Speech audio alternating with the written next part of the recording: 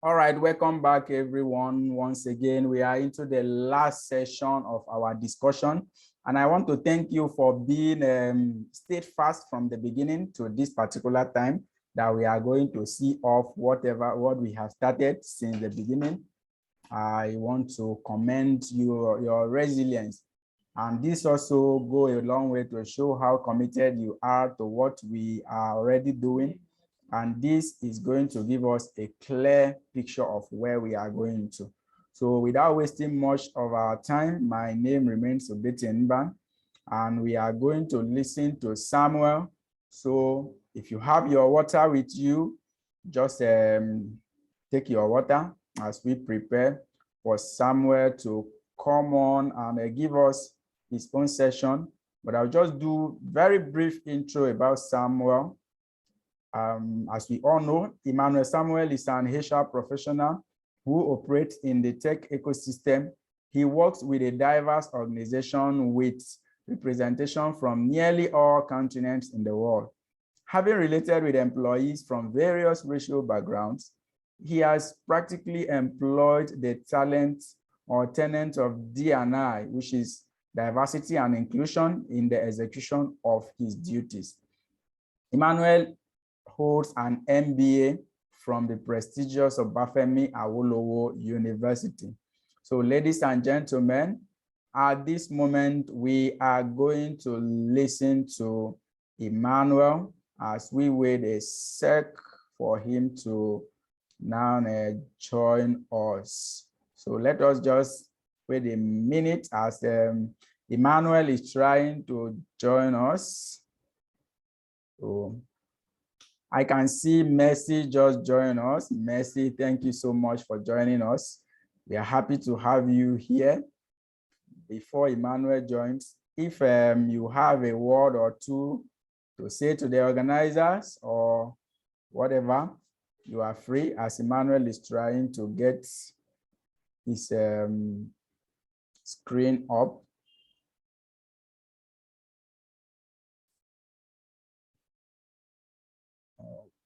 Okay, we are going there.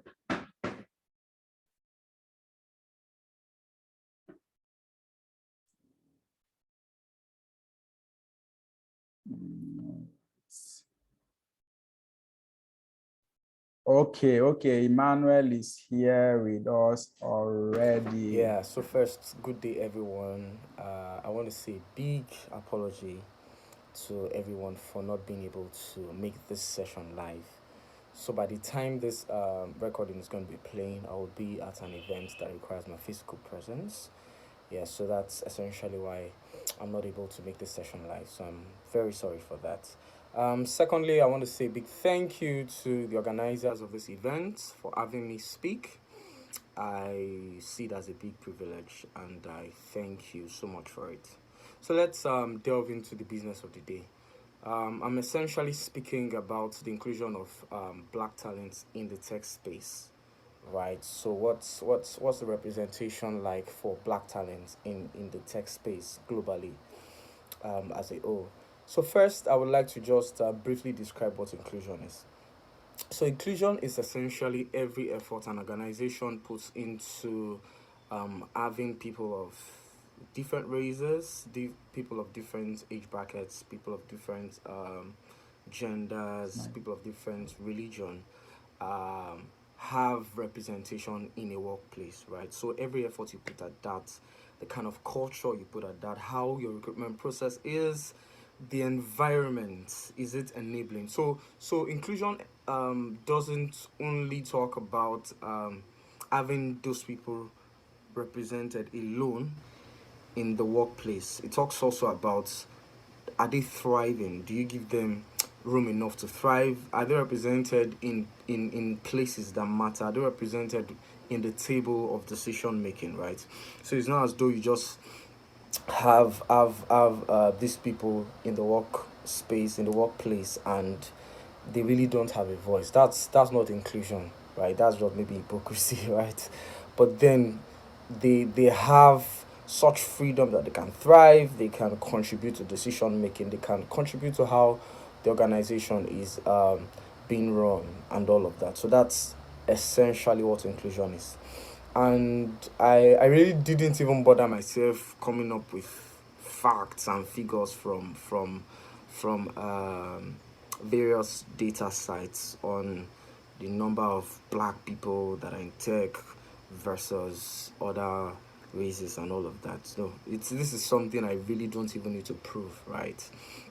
Because it's visible. It's something that is clear. So let me just use an example, right, that I noticed. Because of privacy reasons, I wouldn't specify the name of the company, right? So there's this company that they want to do a project for the metaverse. They are really big on the metaverse, and they want to go into a project. I think by 2025. I'm not very sure, but they are looking to hire over 1,000 engineers, right, from all over the world to aid this project of theirs, right? And I've been seeing their job ads. So one of the first things that they're doing is to hire recruiters, especially technical recruiters, to help them get software engineers and all of that. So I've been seeing their job ads. Most, if not all, that I've seen are non-African countries. So they're recruiting from various countries of the world, from the UK, from the US, from Singapore, from name it, from various countries, from Germany. But I don't remember ever seeing them recruit from any African country, right? There could be so many reasons for this, which we should go into during the course of this discussion, right? There could be so many reasons, and personally, I don't even think it's bias. I don't think it's them being biased. There could be so many reasons for it, right? But then it is what it is, right? But I'm just stating that example for us to see how clear black people are not yet fully integrated into the tech space. And in fact, I was recently listening to a session, right, on a topic similar to this, with some black Americans, right, and they were telling of the struggles that they had to go through to really break through into the tech space. So it's reality. It's a reality, right? We don't need some sites to convince us or to prove it, right? It's just the reality, right? And I think I would divide this into two branches, so to speak, for lack of a better word. So why is this lack of inclusion the current reality, and what can we do to solve it, right? So I would divide this discussion into two. So first, one reason. So I don't know for sure, for a fact, which of the two reasons is the most prevalent, right? But I'll just state the two reasons that I think, and based on interaction and based on what I've seen online, are the reasons why we don't have black folks fully integrated into the tech space yet. So first is, of course, bias, right? So bias against the black folks, right? And the funny thing is, this bias sometimes doesn't come conscious, right? It comes unconscious. So let me just give this example. There are sometimes. So let me okay, let me just give the example. So there are sometimes you maybe get into a train or get into a bus with people that are, how will I put it, that are on the big side. Yes, that's a better phrase. People that are on the big side, right? And then you start behaving towards them in some funny ways, right? You don't know, you might even feel it's just for your comfort, but you don't know, it could just be an expression of a bias towards them. In fact, sometimes before you get into that train, before you get into that public bus, you're already praying that, hey, I don't want somebody on the large side, right, to sit beside me, right, in this vehicle. But then it could just be an expression of a bias that you are not conscious of. And the same thing also happens in the workplace, right? Against bias against people of a different religion, bias against people of a different gender, all sorts. But because of our conversation this afternoon, bias against people of a different race. So, and I am making this point because it might not just be black folks that are listening to this, right? So it could be white folks. And in fact, some black folks also have bias against black folks. Funny enough, right? And in fact, I don't even think it's funny. So apart from, let's just even expand the conversation. So black folks against black folks. So they could even be biased against, as a black guy against maybe black lady. What does this lady know in tech? This one, what can you do? You're just a lady. All of those uninformed statements and biases that we have against even black folks as black people ourselves, right? So those we should consciously think about those things. We should consciously watch out against them, right? Because all of these biases, they are the things that actually shape our relationship, our interaction in the workplace, right? So I think that's one of the major reasons we don't have black people fully integrated into the tech space yet. There's still that bias, right? Thank God for the awareness. Thank God for so many things that have been said. But the truth is, there's still that bias, right? And it's beautiful that this is coming in a time where there's a whole lot of awareness, right? There's a whole lot of people voicing out against the black folks, right? So that's one of the reasons we should watch against it and work against it, right?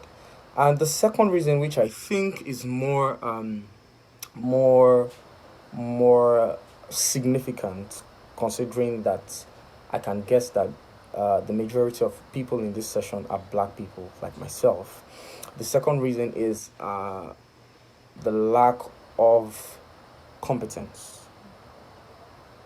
So we have, as a people, not really grown or owned our tech skill compared to uh, people of a different skin color, so to speak, right? We have not really owned our tech skills. Talk about Nigeria, talk about Ghana, talk about Kenya, talk about many of the black countries. We are really not. We've not. If you check what people are doing in China, if you check what people are doing in Russia, check what people are doing in Germany, in the UK, with tech, we would actually know that we are not there yet. And I think this is something we should work on, right? We might not be able to work effectively on making other people not express their bias towards us, towards we the black folks, but then we can work on grooming ourselves. Things that are outside your control, you might not be able to work on changing them, right? But then those things that are within your control, you should do all that you can to work on it. So let me give this example, and that's Ketanji Brown Jackson, right? It's something huge. She's the first black woman to ever be in the U.S. Supreme Court, right? It's mind blowing, and it's something worth celebrating. It's historic, right? And it's spurred my interest. It's made me check who's this woman, how did she get there, right? And I saw an interview of some of our friends, or let me say some of our colleagues while she was still in school, right? They shared the same dorm, and one of them said something that really caught my attention. She told Ketanji at a point that you would be the first black woman in the Supreme Court of the United States. There were things that they saw about her. It wasn't just fluke, so to speak. It wasn't a mistake. It wasn't just, yes. There's we thank God for grace. We thank God for making things work and all of that. But then the human part was there as well, right? And that's one thing that we shouldn't take lightly, right? It's often said that in politics, it's often said that you won't be given power. You have to take it. You have to take it by force, right? I think the Bible also says that the violent takes it by force, right? So it's nearly how life works in all facets of life, right? You have to position yourself in such a way that even if people don't want to willingly give you things, they would see that they rarely have a choice than to just release it, right? When you are properly positioned, you are properly equipped, right, to get yourself included in the tech space. And it's beautiful. There's so much that is currently being done, right, in Africa, especially in Nigeria.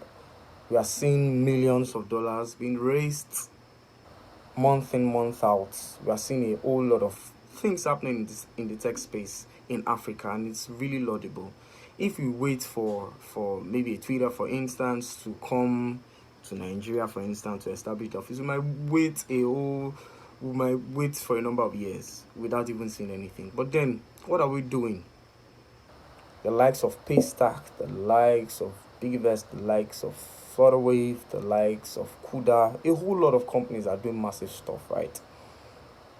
And these things are not by fluke, they're not gotten by fluke. Many of these founders, they spend time making their research, they spend time owning their skills, they spend time gaining knowledge, they spend time interacting with different communities. They didn't just stay in house that man, these people have bias towards us. Let's just stay in our own space. They interacted with people of different communities, and that is why they are where they are today. So you as a person, what are you doing? It's very easy to feel that man, these people have bias towards me. Let me just sit down and not do anything. And your retrogression might now, or the retrogression of the individual making that statement might now be not because of the bias, but because of that decision not to take any steps. So it's very easy to just feel, since they won't accept us as black folks, let's just sit down and not do nothing, right? But then, do all that you can to break the ceiling, do all that you can to break the bias, do all that you can to get included in the space, right? And talking about tech, I think it's very important for me to state this because I like speaking more in practical, relatable terms. And I think one very practical thing that I should mention is the fact that not all tech skills or tech roles or tech jobs involve coding. Not all tech roles involve coding. There's tons of tech roles that you don't need to know Python, you don't need to know Java, you don't need to know all of these things to do them. Talk about being a technical support, talk about being a technical recruiter. In fact, there are some accounting roles, so to speak. There are some roles that do deal with numbers as against dealing with coding that are in tech. For instance, if you go to your financial technology company, you would most likely see it's a settlement operations person. He or she doesn't know nothing about coding. Right? These are the things. In fact, customer experience people, you can position yourself as a customer experience person that is tech oriented for the tech space. Just learn what are the skills, learn what are day-to-day duties, learn how the tech space works. For instance, even if you have AI on certain companies, learn what they do and how, as a customer service person, as a customer experience person, you can service them. So this is how to position yourself, that even if the external folks are not making efforts to get you included into the tech space, you yourself are positioned in such a way that you cannot be ignored. And I think that's my major challenge this afternoon, right? What are you doing as a person to ensure that you cannot be ignored in the tech space? No matter how much we whine and complain about not included, there are still some people there. Yes, the representation might not be much, but it doesn't change the fact that there are some people that are in the tech space, some black folks rather, that are in the tech space doing massive stuff. So the question is, are you going to be part of those people? Make your research, make your findings, join communities. As a developer, someone who writes codes, are you on GitHub? Are you on Stack Overflow? What are you doing?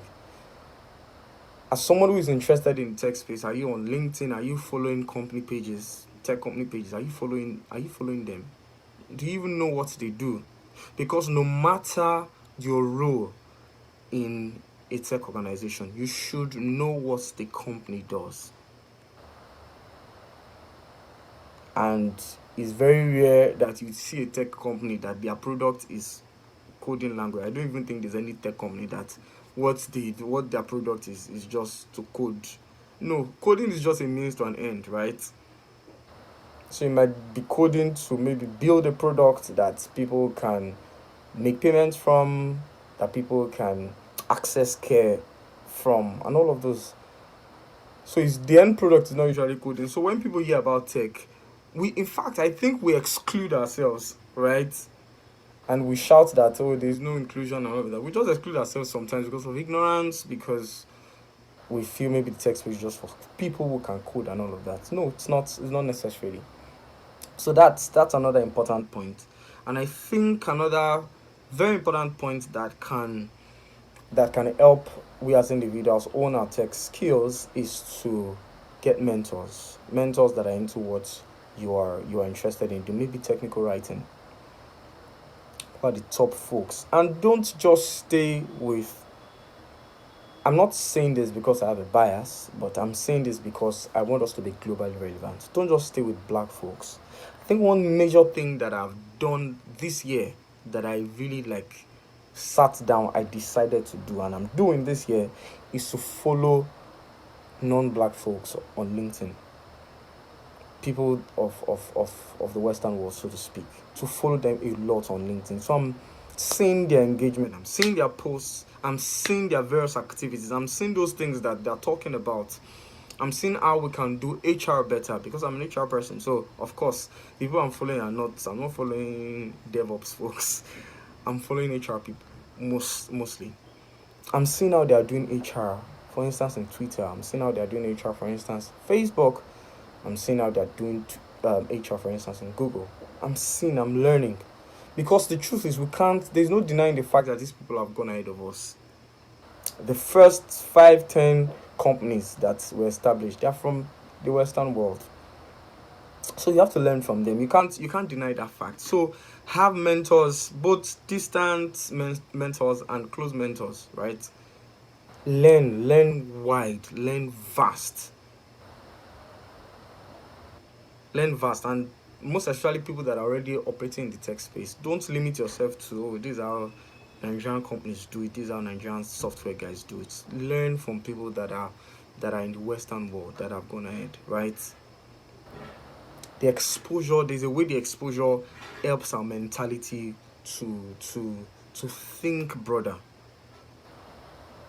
to think wider. So I've talked about number one, the fact that there's of course the bias that is limiting the inclusion of black folks in the tech space. And secondly, now I'm talking about the lack of desirable skills, right? We are not there yet when it comes to the skills, right? So we should own the skills, get the knowledge, get the exposure as much as we can, and make magic happen. Let's not limit ourselves by ourselves. Yes, there's limitation coming from external folks, but then we ourselves, what are we doing to break that limitation? Are we not binding ourselves in that same chain that external folks are using against us? Yes, so this is essentially the end of my talk this afternoon. So the second point is, I think, is the most, for me, is the most important point. What are we doing ourselves to ensure that we are properly represented in the tech space?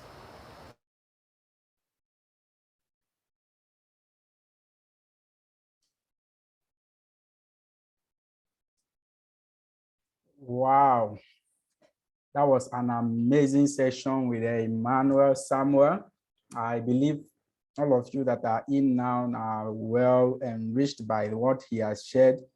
In fact, I was overtaken. I was just sitting relaxed, listening to him, because most of the things that he shared are really things that we need to be aware of. And most of them is not that, oh, he is lying or it is someone that put us somewhere. We are the problem that we have. We have been unable to come out of what we know that, okay, we are lacking, for us to equip ourselves with the best skills that we need. We know very well that today, whatever you will do, tech skills are very important. Regardless of your industry, regardless of where you are, for you to be relevant, you must be seen that at least that thing you can do, you can be able to use tech to analyze it. You can be able to use tech to solve problems. So once again, I want to say a very big thank you to Emmanuel Samuel, HR professional with Flutterwave, for the wonderful session. And I believe so much that everybody here has learned one or two things from it. One thing I also agree with him most is the fact that we know that, yes, the bias exists. It's not something that we will say, oh, it's a fluke, we are just forming it. The bias exists. But having known that, yes, there is a bias somewhere, what do we need to do? Should we just allow them and say, oh, these white guys, they already know that we are incapable, and so let us just allow them do whatever they do? No, we need to equip ourselves. A lot of you know how much our medical doctors outside the shores of Nigeria are doing very well. So the tech space shouldn't be, and it should not be a place that we are going to let that go. But I also know a lot of our guys, especially the Emmanuel's organization, I know what they are doing very well. So to also put that aside, I don't want to bring in maybe a particular organization for security reasons. Let us know that we need to equip ourselves. Tech makes you relevant anywhere you go to. It makes you relevant, especially in this our current dispensation. So I don't know if anybody have something to say, most especially our hosts. If you have something to say for the session that Emmanuel just shared with us, we will be very open to hearing from you. Once again, my name remains Obetin Mbang. So over to Sophia for her own comments about the session. Good evening, everyone. Thank you so much, Emmanuel. That was really enlightening even for me. And I actually really do understand what you're saying about the whole mentorship and the like.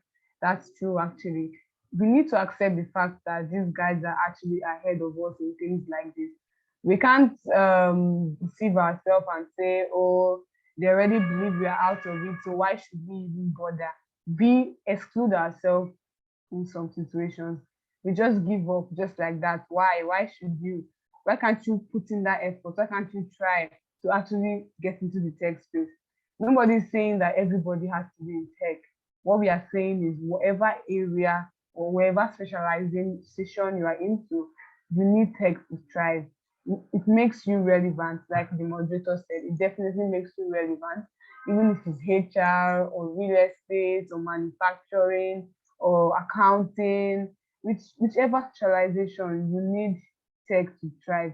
And one thing tech does for us is that it makes our process faster. It helps us with the routine processes. Tech does not make decisions. It just assists with the routine works. You understand? It limits the bulkiness of our work.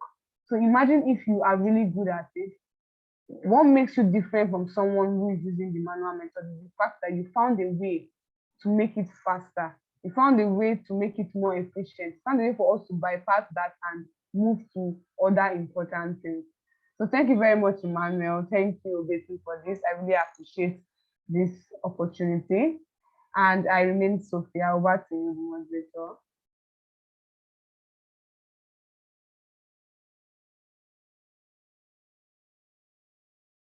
All right, Sophia, thank you so much for the addition. That was a wonderful one.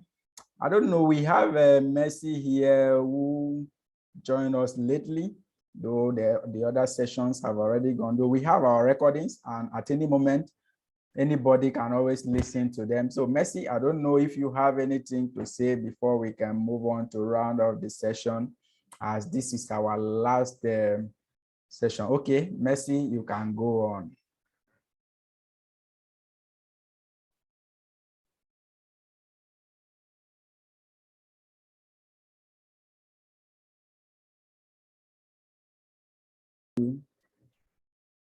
Mercy, we can't hear you, but I know you are already unmuted.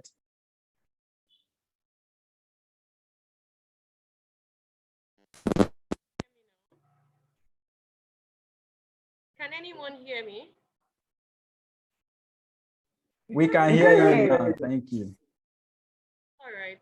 Okay. Shout out to Sophia. Thank you for putting this together. Sorry I could not join the session early. I have been engaged with quite a number of things, but I just know I should be part of the session. All right. Emmanuel did very well. And then the part that he said he has chosen to be intentional about making global network beyond Nigeria. Like he has always probably done just Nigerian network, but now he's intentional about networking with people outside the country. And then it should, because we know these people are actually ahead of us, and we should be intentional about networking with them to see how things are really done. And then it's actually going to also give us an edge in whatever space we find ourselves. It is important to be tech savvy, and then we are actually, before now we hear um, the future is tech, but I am going to say now is actually the future, because tech is everywhere now, and you cannot just afford to lay back and just not be tech interested. So as much as possible, whichever career you find yourself, it's important to understand the language of these folks and then be able to speak it well.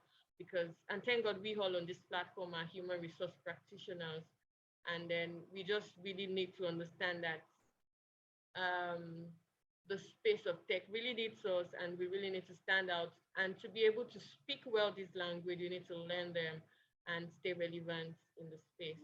Thank you. All right, Mercy, thank you so much for that addition once more.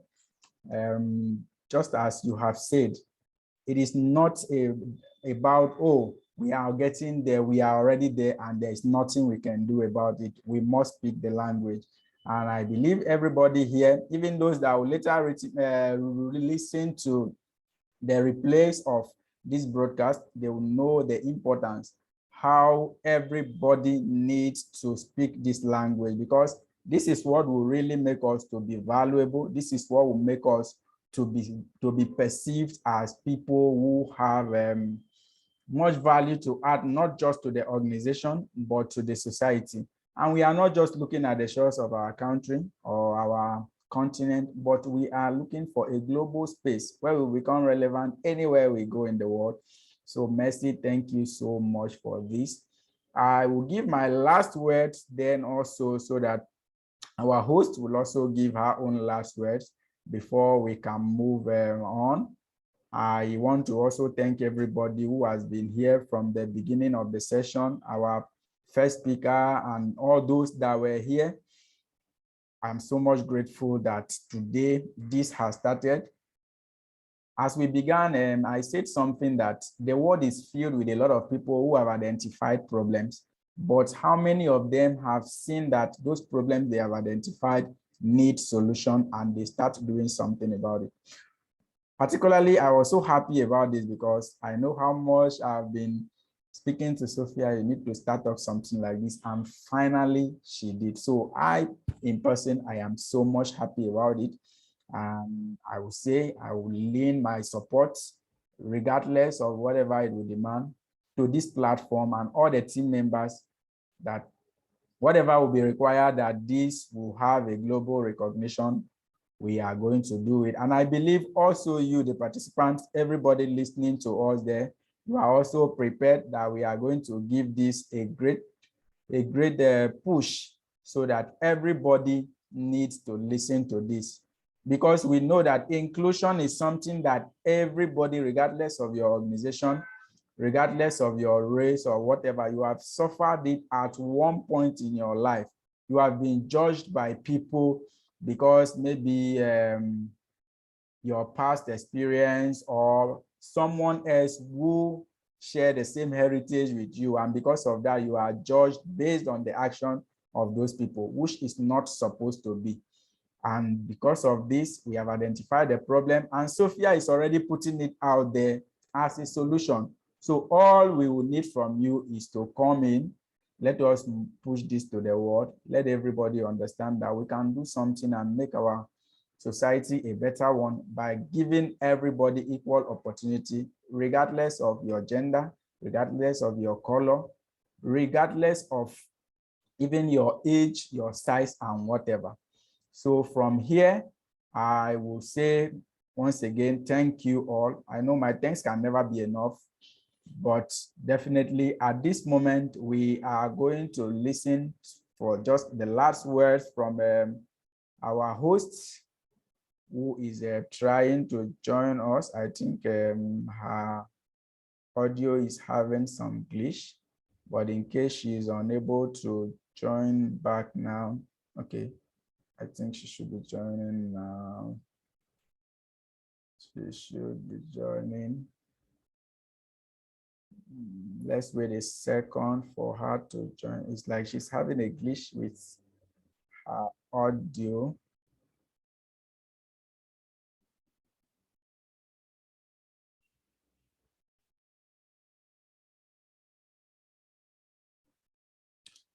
Okay, she will have to do this on the platform, and she has already told me to inform everybody that for those who have registered, about 40-something people or thereabout are registered for this endeavor, you are all going to be added to the platform.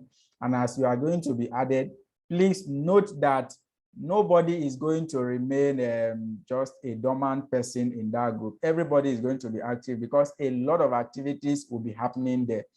And we will need everybody so that we will ensure that whatever we are doing there is impacting you and you are also impacting us. It's going to be a win-win platform. Not one person benefiting while the other one is just there receiving. So as you are going to be added, ensure that your presence is going to make an impact to everybody there. So I want to say a big thank you to the host in particular for bringing me here. I am happy to be the pioneer moderator for this session, and I believe everybody else is going to ensure that they do their own quota so that we'll make this dream a reality going forward. So I want to say thank you from my end, and we will see in some other episodes. Thank you, thank you, thank you.